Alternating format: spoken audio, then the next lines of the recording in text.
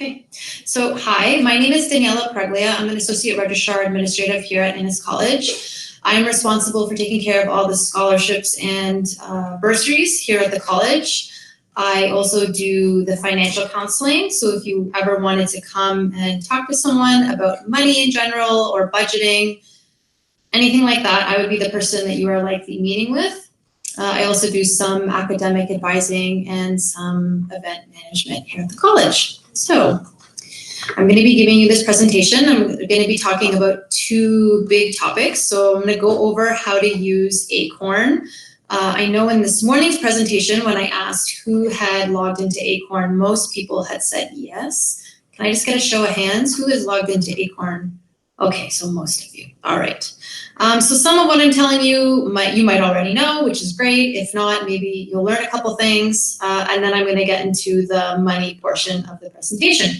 If at any point you have questions, please just raise your hand. I'm happy to answer them. If you have specific questions, especially about, your particular set of OSAP circumstances, then I am going to be available after this presentation outside of the room, and I can either try to answer your question or I can give you the information on who to contact to help you with your question. Okay?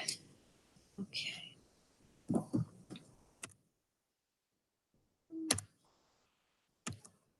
How do I?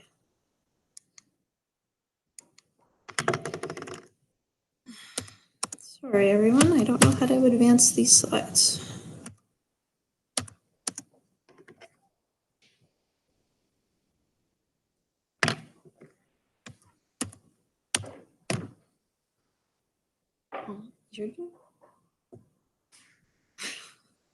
Sorry, technical difficulties.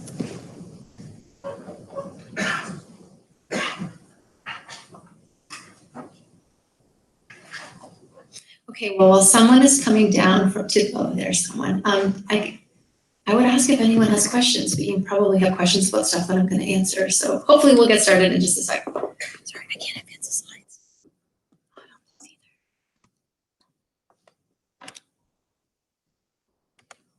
Let's try.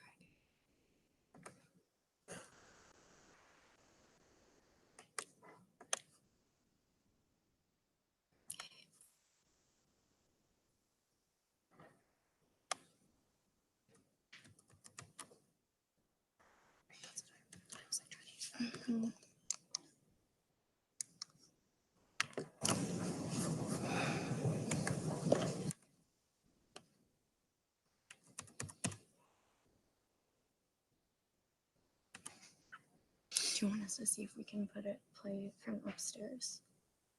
Maybe. Yeah, I guess so. Okay. And then we'll plug this in so that you can control them from upstairs. With or this? From here. With this? Yeah. Okay. Okay. Okay, so they're going to move my presentation upstairs. So I'm just going to go through it. Start like this, and then we can just keep going.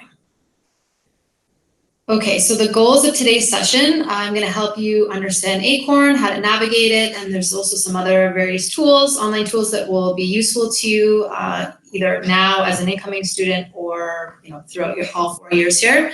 I'm going to help you understand the costs of being here at U of T, both from the academic tuition standpoint and living costs if you're going to be living downtown, living in res. I'm going to give you some tips on how to budget and also help you discover some resources that may be able to help you. Well, I have these John Stewart looking very confused, and then I have, this is how I want you to feel at the end of the session.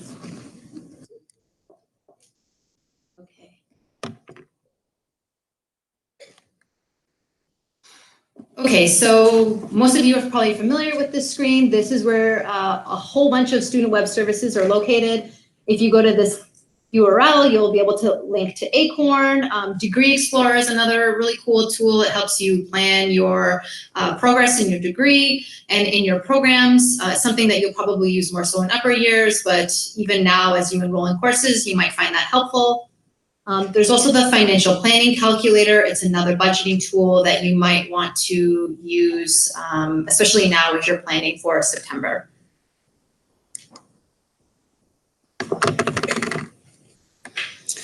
So again, most of you already know this. You log in using your Join ID or your UTR ID. Your Join ID was assigned to you when you applied to U of T, and it becomes your UTR ID once you get your TCard. Has anyone gotten their TCard already?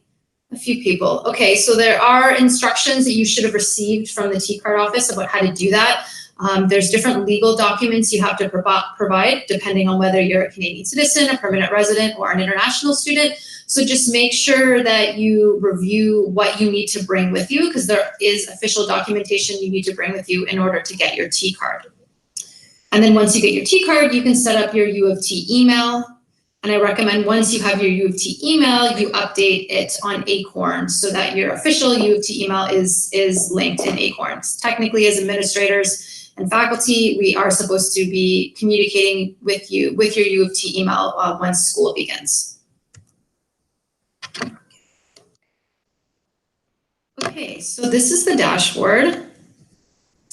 I cannot give you a demo, I cannot log in, but you can see all the different functions that are available on ACORN. The big ones I would want to mention, enroll and manage. So that's where you would be enrolling in courses or adding courses to your enrollment cart. I don't know, has anyone already tried to start loading their enrollment cart? Okay, so those courses might be old, out-of-date courses. They should be up to date by next week. So if you have added things to your enrollment cart, I recommend you log back in next week and refresh your cart and see if anything has changed.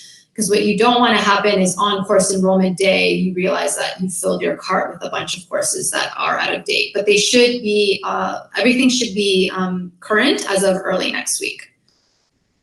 And just one thing to mention when you are enrolling in courses, you're actually searching a database that looks at courses all across the campus and all across all three campuses, so St. George, UTM, UTSC. So make sure that you are enrolling in the correct course, in the correct section that you want to enroll in. So any course that ends in 1, you know, is a St. George course. If you see a course that ends in 3 or 5, that is a UTM or a UTSC course. And obviously, you only want to be enrolling in those courses intentionally. You don't want first day of class to come and you realize, oh no, I'm supposed to be in Mississauga and I'm downtown Toronto. So just make sure you're enrolling in the right course. The other important screens, your academic history, you'll be able to see all the courses you've taken and your grades once you've earned them. There's the invoice under finances. If you click on financial account, you'll be able to see your invoice there. That is the only place to locate your invoice. Invoices are not mailed. So if you need an invoice to either print with you, to take to a bank, if you want to make an online payment, your account number is on that invoice. This is where you access that document. And then the other thing I want to mention is the tuition fee deferral. So you can see that right there under the finance section, second from the bottom. That is where if you have OSAP or other provincial student aid, that is where you'll be able to defer your fees. And I do talk about what that means specifically later in the presentation. And eventually, tax forms for when you are filing your taxes will also be available through this portal.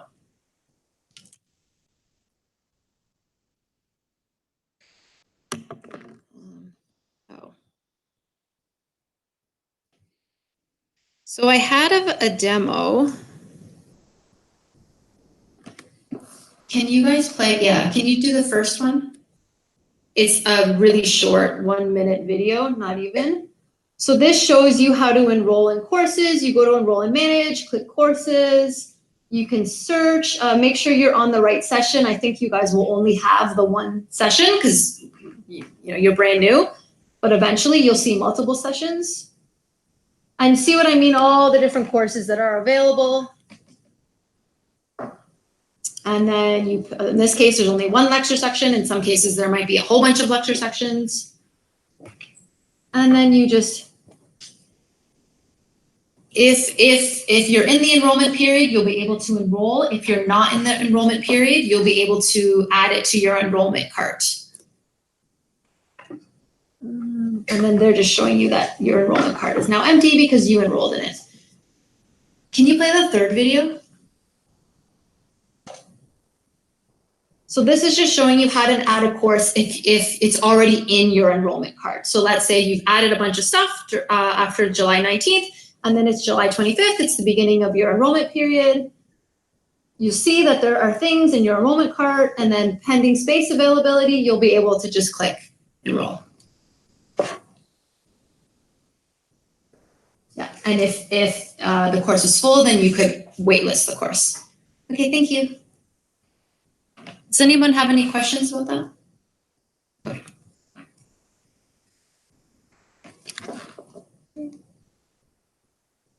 Okay, a little pop quiz. Can anyone tell me what the first day that you'll be able to view your enrollment period? Does anyone remember?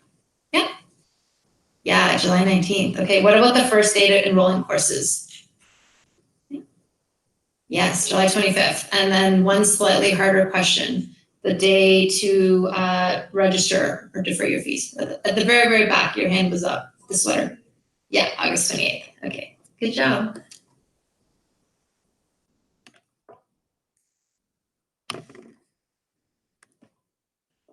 Okay, so just some general tips from course enrollment day. Have your schedule ready to go, have backup options. You know, sometimes courses do get full by the time you're able to log into things, especially if you're going back into the system on the 2nd, once the priority period has lifted.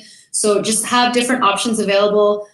Use the timetable tool. I think it's really cool. You can, you know, create a timetable, have lots of different options, and then just make sure you either print to PDF or you actually print the document. I mean, it's way better than when I did it, or I had like cue cards and I was like moving cue cards around on the ground way back. So yeah, you can use this tool. And then just remember, if you are making any changes, just review everything again, check your timetable. Sometimes, you know, course sections occasionally get canceled. So if you're ever in doubt, just double check with the timetable because it should be up to date. So this is a snapshot of the invoice. This is what it will look like. Now, this is from 2018-19, but you get a general sense of what it looks like. One important thing to make note of is, see the Rosie account, and it's, in this case, it's I think it's the first, I don't know, several letters of your last name and then your student number. That's the account that you need to use if you're going to be making a bill payment online, or you're going into the bank, or you're doing telephone banking. It's not just your student number. It's a combination of letters and your student number. Okay, so that you can find right on your invoice. Or if you want to pay at the bank in person, you can always print this, bring it in with you, and make a payment.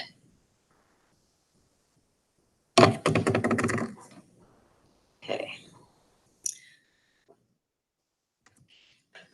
So everyone will initially be set as program fees. So this is a flat fee. It includes, everyone is going to be set like this, and technically anyone who has 4.0 FCEs or more, or Rotman uses a lower threshold, it's 3.0 FCEs or more, that's who will ultimately have to pay program fees.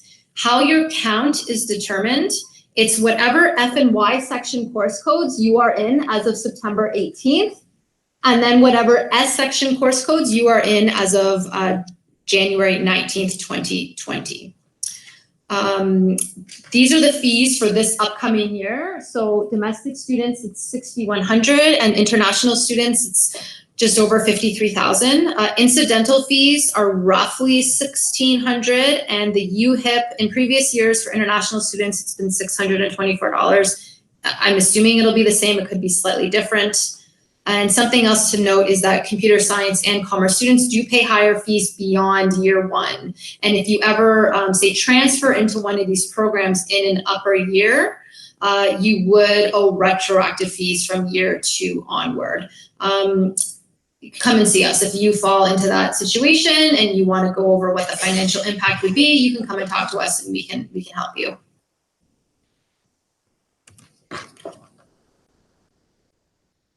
So let's say your count is below 4.0 FCEs. Then you could theoretically pay per course fees. This is something that will automatically be done by the faculty after the January 19th deadline.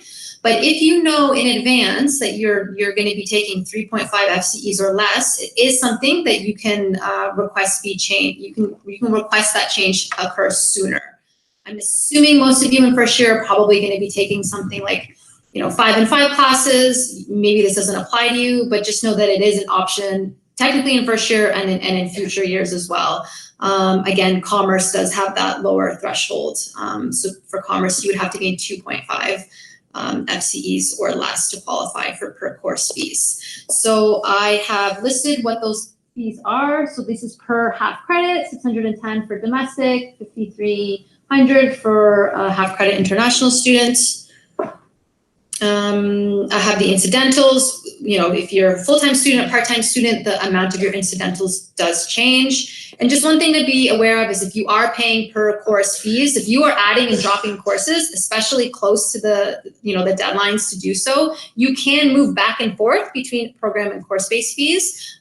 So it's just something to make sure you pay attention to add and drop dates. And again, if you're ever not sure about something, then come and talk to us.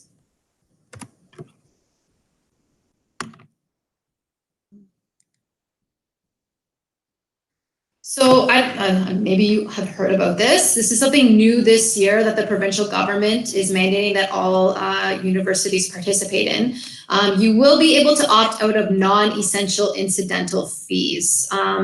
So what that means is starting, I believe it's July 13th, you'll be able to log into ACORN and make a decision if there are any non-essential incidental fees for the fall term that you would like to opt out of. You will have to submit a second set of decisions for the winter term, and you'll be able to do that sometime in the fall. I'm not sure exactly when. If you do not submit this form, then you are opted in to paying for all the fees. I would really recommend that you consider the potential benefits of anything you're thinking about opting out of, because if you have opted out of something, then there could be implications. You might not be able to access that service. So just be intentional about what things you want to opt out of. In terms of how much money we're talking about, I really don't know because I haven't seen the list yet to see what has been deemed non-essential. My guess is it's going to be around $600-ish, but again, that's just my own personal guess.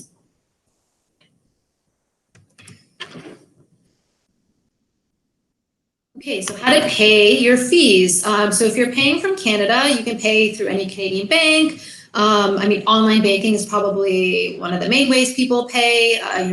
University of Toronto would be the payee, and I've shown you the account number that you would use. You can print your invoice, go pay in a branch. There is an option to pay through a credit card, but there is a convenience fee charge. So just be aware that you would have to pay that convenience fee.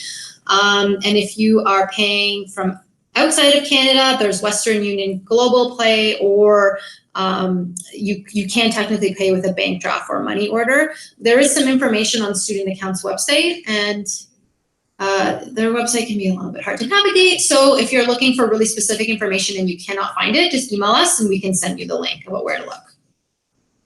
Any questions about them?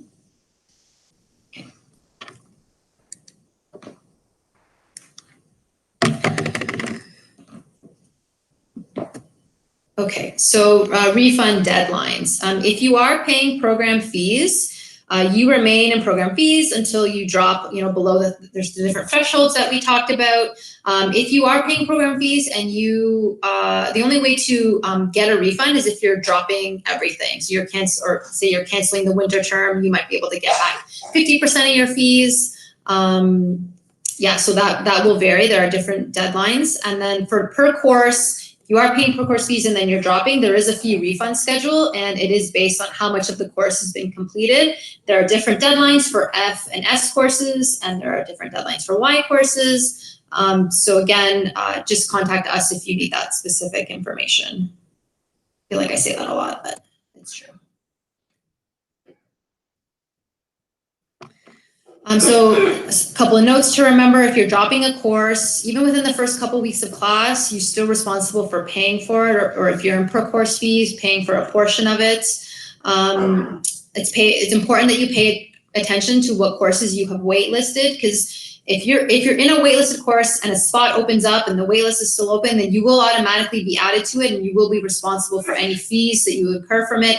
And you also be, you earn a grade in a course. So if there's a course that you have on your waitlist that you're like, oh, I don't actually want to be in it, then please remove it. I have seen students who at the end of the term realize, oh, I have this 0 on my record because I thought I dropped this course, or I didn't realize that I was put into that course. So just make sure you pay attention to what courses you're waitlisting, and make sure you know whether or not you've been added to them. And again, if you're not sure about your fees or how changing your course load will impact your fees, then come and talk to the registrar's office. Okay, so now I'm going to talk about the fun stuff, the money. This is U of T's policy on student financial support. No student offered admission to a program at U of T should be unable to enter or complete the program due to lack of financial means.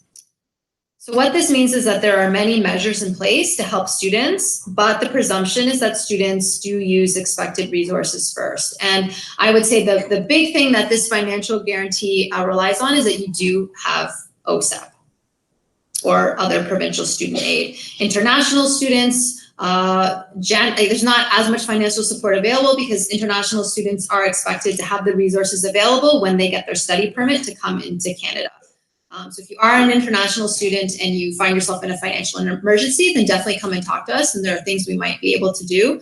But for that general policy statement, and there's different grants that the university offers to help students, that's generally restricted to students who have some sort of provincial student aid. Okay. So something to start thinking about now, if you haven't already, is looking at what are your resources. So money, parental support that you might be getting, your own income, your own savings. Do you have any RESPs or other education trusts or plans in place that can help you while you're here? Did you get a scholarship? Are there scholarships you could be applying for this year? Are there scholarships you could be applying for next year? Student loans, UTAPS is a U of T grant program that I will talk about in a future slide. Part-time work, and even a line of credit. So for scholarships, if you had an admission award, if you were receiving one, you'd likely know by now. There might be some scholarships that you would be considered for once you're actually here. Ennis College does offer some small in-course scholarships beyond first year. Some of them you'll be automatically considered for when you hit certain thresholds. We do have some extracurricular leadership awards if you get really involved while you're here at Ennis. There is a handout in your package. It's the green one. I have some information, some websites, places to look for information on financial aid. And on that page, I also have where to look for certain scholarships. U of T is in the process of making a huge award database where it will be much easier for students to find scholarship information. Right now, like many things at U of T, it's very piecemeal. So each office is responsible for producing its own lists, and you kind of have to know the different places to go look for these awards. But U of T, it's supposed to be ready by September. There'll be a centralized database that you'll be able to go and look for the various awards, and you can see whether you'll be automatically considered for something or whether it's something that requires an application, and then hopefully there will be like a link to where you go and apply. And we also send a registrarial newsletter, and whenever we get, whether there are our own internal awards or awards that are being promoted by other offices, I always include that information in that newsletter. We try not to spam you. We try to only send it around once a month, but do take a look at that if you're looking for possible awards to apply for. Another couple of places I want to mention to look for awards, charitable organizations that you might be involved with, workplaces, or parental, if your parents are in a union. These are different organizations that might offer some sort of scholarship, even if it's like a $500 scholarship, like any little bit can help. Okay, so I'm going to spend a couple of slides talking about OSAP. So for those of you who aren't familiar with this, it's a joint federal provincial financial aid program for students attending college and or university. You do have to be a Canadian citizen, permanent resident, or protected person, and you have to be a resident of Ontario. So there's a few different factors that they take into consideration when estimating how much OSAP that you're going to get. So it's your own personal financial situation, it's your family's income, it's the family size, it's are you going to be living on campus or are you going to be living with your parents? They'll also consider your course load. So are you paying program fees? Are you paying course-based fees?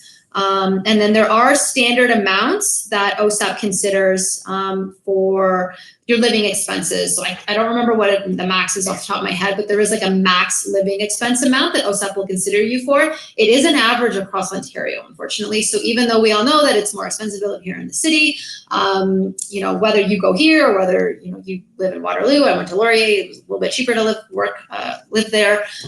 It is a standard amount that OSAP considers for living expenses.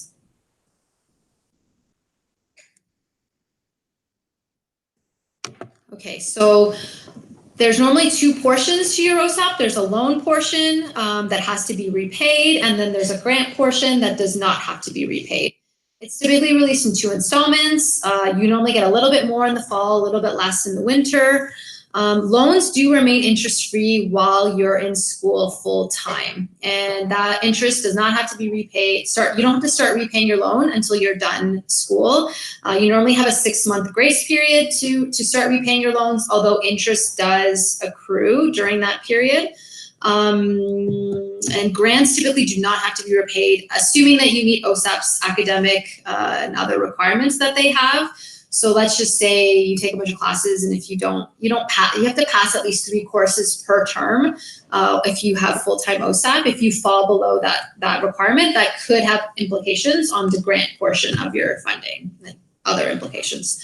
The ministry does do income checks on like whatever you report, and they are able to work with CRA to check things. So just remember to be honest on your application.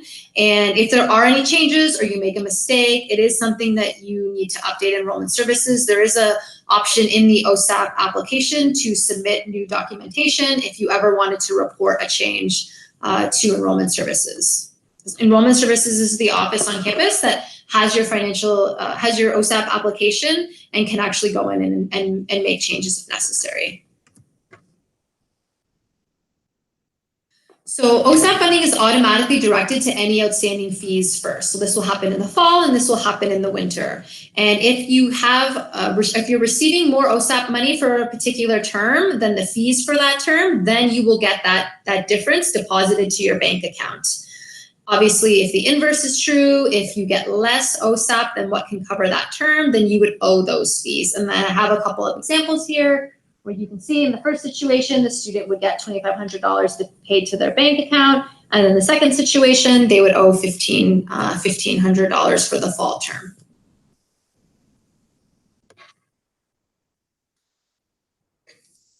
Okay, so just a few more tips. If anyone hasn't applied yet, I would strongly encourage you to do so now. It can take 8 to 10 weeks for processing, and if there are extra documents that OSAP needs, sometimes it can take some time to submit those documents, especially if you're in like a non-standard, you're in a special scenario, they may ask for more documentation, and so just better to give yourself as much time as possible. I always recommend that even if you think that, I don't need this OSAP, I recommend applying for it because there is, quote unquote, the free money that could be attached to that OSAP that you will not qualify for if you don't apply for it. I mean, you can always apply for it and ultimately choose not to take it if that's the case. There is the option to also take just the grant money, although if you were to take just the grant money and then you came to me during the year and said, I need a bursary, I would say, you need to take the loan first and then we could consider you for a bursary. So I always recommend just apply for OSAP and see what happens. I mean, you can always put that money aside, use it for a future year. So, and there's a U of T program that I'm going to talk about that you do need to have OSAP for to be considered.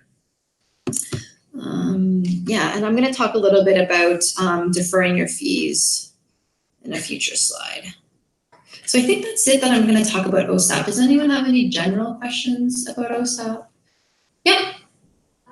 So what if OSAP pays the fees directly? Let's say it's only half of it. How do you get to know? How How do you know how much OSAP you're gonna get, like to your bank account? It's whatever so say in the fall, whatever the fall fees are on the invoice, that is what will be sent to the university. Right, but suppose they don't send all of it, they just have. Well, they should send whatever, like, so if, as long as the student's getting, say, $5,000 in OSAP and the fall fees are $4,500, then $4,500 would go to the fees, and then the student would get the $500, yeah. I believe in ACORN as well, there is some screen that shows you, like, this is how much will be covered once you have your OSAP assessment in place, yeah. I know there's been a lot of talk about OSAP in the government, in the news lately, because the government has also made changes to OSAP. I don't know what those changes look like yet. We probably won't know until the school year is closer or has even begun. My guess is there's probably going to be more of an emphasis on loans and less of an emphasis on grants. But again, I would just encourage you to apply and then see what your assessment is. Yep. Do you have a scholarship for that also apply for OSAP other than funding? You do have to report scholarships in your application, and depending on the scholarship amount, it could impact how much OSAP you're getting. Yeah, but you're still getting a scholarship, right? So it really depends on how much of a scholarship we're talking about. If you're getting like a $20,000 scholarship, then chances are that's going to have a really big impact. Maybe you're not going to get any OSAP, but if you're just getting like a couple $1,000s, you should still qualify for some sort of OSAP. But again, it depends on your financial situation. Okay, well, if anyone has any specific questions, I can, like I said, after this presentation, I'm happy to try to answer them. So this is back to ACORN, the ACORN portal. This is the fee deferral page. So assuming that you have applied for OSAP or other provincial student aid, this is where you would submit the online deferral. And this step is really important because it's not enough just to enroll in courses. You have to trigger registration, and you trigger registration in two ways. You either pay the minimum balance that's listed on your invoice. It's normally whatever you owe for the fall, or you do the fee deferral. And the fee deferral is a financial agreement between you and the university. By agreeing to defer your fees, you are asking the university to complete your registration, and in return, you are promising to pay your fees in a timely manner. I believe you have until the end of September. If you do a fee deferral, you have until the end of September to clear your fall fees without incurring any service charges. Service charges would start on the unpaid fall balance by October 15th, and it's 1.5% monthly. So it's like a credit card. It can be very expensive. So if at all possible, to avoid owing the university fees, if you can pay, if you need a line of credit and you can get it, it would likely be cheaper to go that route than to pay the university, service charges. So I would say working during the year is increasingly becoming the norm. I think it's something that you should consider if you're on a tight budget, you know you're going to be short on funds. Again, this is something that you should be looking at now. How much income do you have now? How much is everything going to cost? And are you going to have a shortfall? Working, it may help you schedule your time better. I know for me personally, in second year was probably my most challenging year. And then in third and fourth year, I got a part-time job on campus, and I found it much easier to schedule my time. I was basically forced to not procrastinate so much because I was, on campus working 15 hours a week. But obviously it depends on your particular situation. That's not true for all students. Some students might find balancing academics and working just to be too much. If you are working and it's causing you problems, like you don't have enough time to spend on your classes, you are way too stressed out, then come and talk to us. And there might be things that we can do to help with that.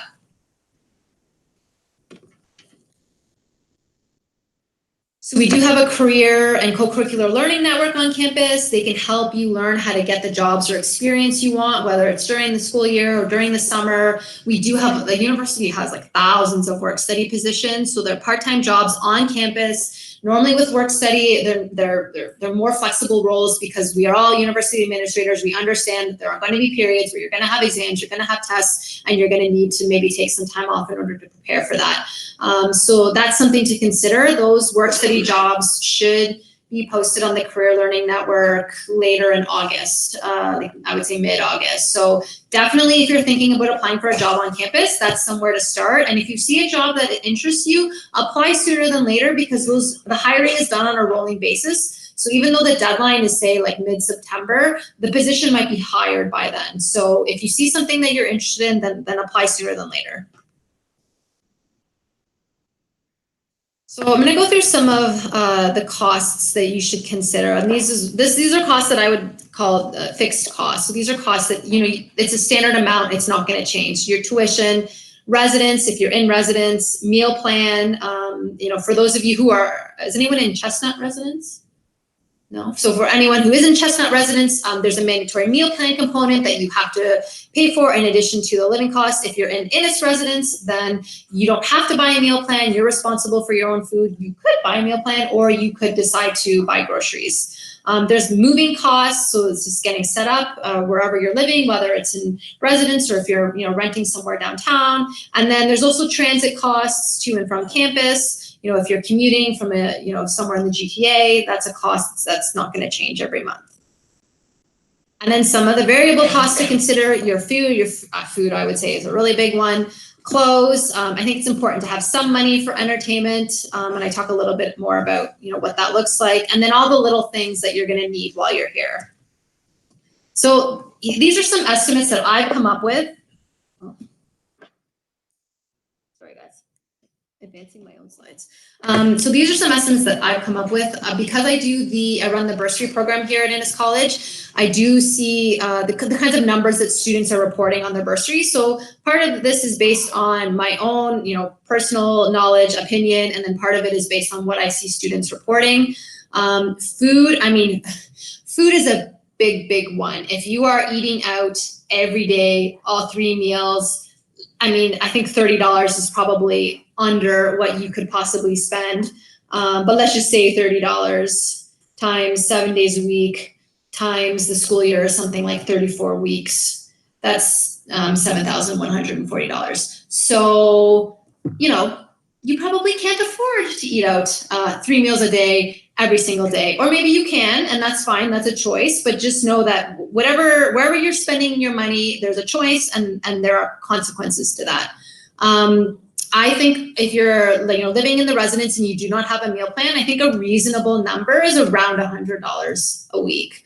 And that would, you know, include doing, you know, your own grocery shopping, and maybe you're eating out like lunch once a week, or maybe you go out for dinner, a cheaper dinner once a week. Something that I do personally in like my entertainment budget is I kind of consider like going out with friends, you know, for dinner, that to come from my entertainment fund. And maybe that's something that you could do as well. Personal care, so there's toiletries, there's laundry, you know, $20 to $50 a month. There's your cell phone, maybe your parents are paying for that, that's great. But if not, that can cost anywhere between $60 to $100. Books, books is something that you have a little bit of flexibility. I see students spending literally nothing on books because they get free books, or they go to the library, or they borrow books. And then I see people, you know, buying every single book brand new. So you do have you have options out there. There is opportunity to buy used books. You don't necessarily need to have your books on the first day of classes. You can always, you know, go to class, talk to the prof, and see which books are necessary. So around $750, you know, maybe $1,000, really depends on what courses you're enrolled in. And then again, entertainment, whatever amount you pick, you know, let's just say it's $100 a month. One thing you could do is take out $100 at the beginning of the month, and then once you run out of that $100, then, you know, then you have to go do some free things. The main thing is that whatever you're doing, you're trying to stick to the plan, because you don't want to be in a situation where the winter term rolls around and you're like, oh, I spent, you know, my whole entire budget for the whole year on just the fall term. You don't want to be in that position. And there's lots of free stuff that you can do in the city. You know, go to the waterfront. There's tons of city parks. You know, Trinity Bellwoods is an awesome park. So there are things that you can do for free, or get involved in the residence. So anyways, fun things to do. So I've made a sample budget for students a few different scenarios, students on OSAP, living at home, living in res, living off campus, like renting somewhere. And I also have created an international budget. So if you want to check that out, you can go to this link, you can download the file to Excel, and then you'll be able to edit it as you wish. You won't be able to edit it in like without downloading it, because I've set the permissions to view only. But once you download it, you can play with it as you wish. There are lots of free budgeting spreadsheets available online. There are apps that do this stuff for you now. So there's Minted, something like that. You Need a Budget. I think TV has like a tool now. So there are lots of tools out there. I know budgeting sounds like super uncool, but I always try to tell people, by knowing where you're spending your money and making reasonable choices, it actually empowers you. So yeah, and if you ever want help with that, I'm happy to sit down with you to go over budgeting.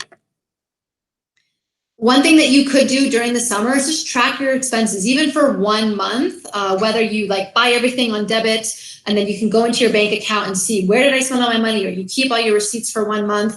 I mean, even like doing Starbucks every day, $5 a day, that's $25 a week. If you say Monday to Friday, you know, times that by however many weeks, like that is something that can really add up. And I'm not saying that you shouldn't have your Starbucks stuff. That's not what I'm saying.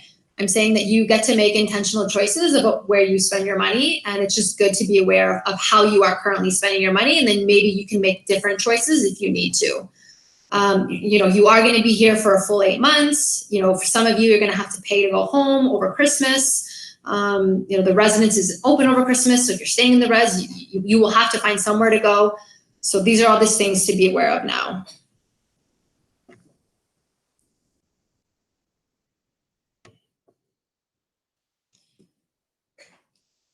So UTAPS is something that I mentioned on an earlier slide. If you're getting maximum or near maximum OSAP, but they've assessed you as needing more, then that's where U of T kicks in UTAPS. It's a grant to help cover this gap. A lot of times it's students in upper year commerce and computer science whose tuition is more, and OSAP covers a standard amount of tuition, and anything above that is not, you need it obviously for tuition, but OSAP will not cover it.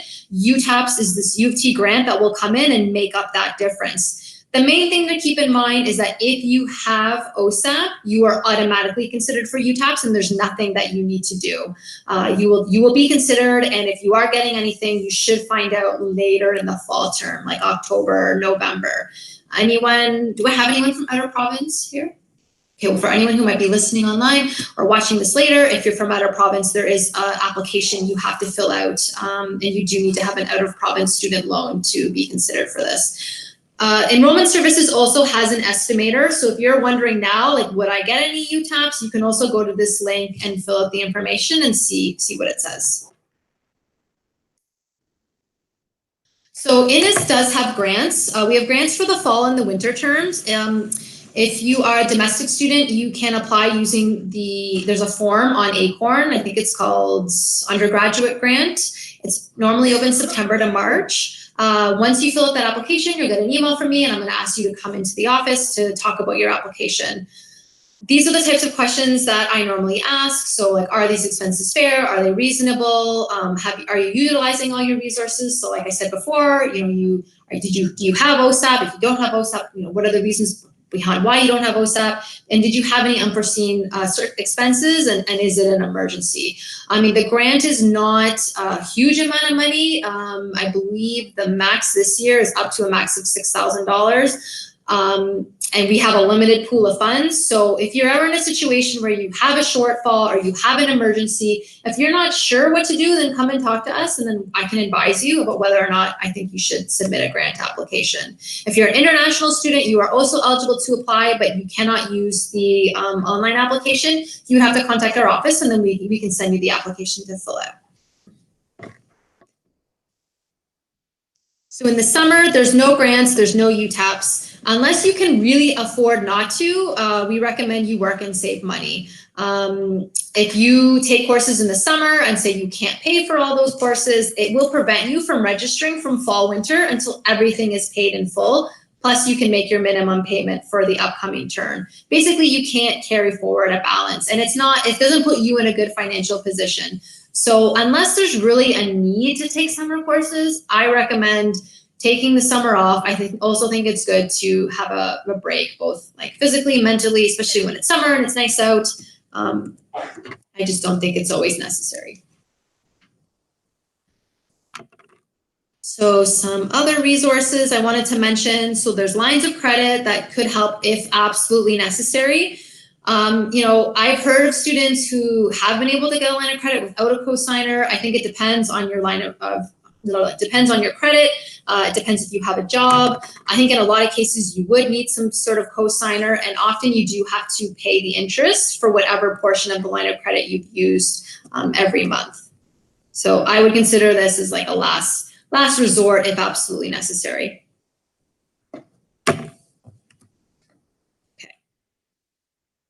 So like money sometimes can feel super stressful, and worrying about money can be stressful, and it can affect your studies and it can affect your health. And planning ahead can go a long way. Like I mentioned before, by taking control of your finances, sticking to a budget, or at least trying to stick to a budget, or at least knowing where you spend your money, it gives you more information to make different choices. We do have financial aid available, but we do expect you to be responsible with your money. Sometimes I see students in my office who want a bursary, but they're spending, $2,000 a month on rent. And that is not something that we can cover the shortfall for. So basically we just ask you to make reasonable choices based on your situation. What your situation is going to be different from your friend's situation. And if you ever need advice or you want to talk to someone, then come in.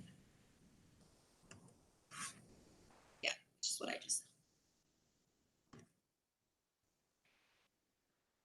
So if you have questions, you want to make an appointment, if you have general OSAP questions, I can answer them. If you have very specific questions about your OSAP or about UTAPs, you can contact Enrollment Services. Enrollment Services is the financial aid office here on campus. They have access to your OSAP application and can answer specific questions.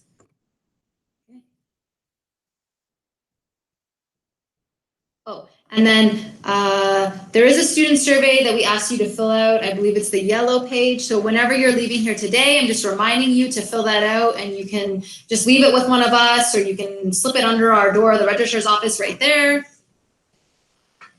And then the next presentation in this room is about professional faculties. It's going to be given by my colleague Claudia, or Introduction to UFT's library system. Come on, guys, exciting. That's going to be happening in the events room, which is back where we had lunch. So I'm going to be out in the hall. Thank you so much for being here. And if anyone has any questions, you can come see me there.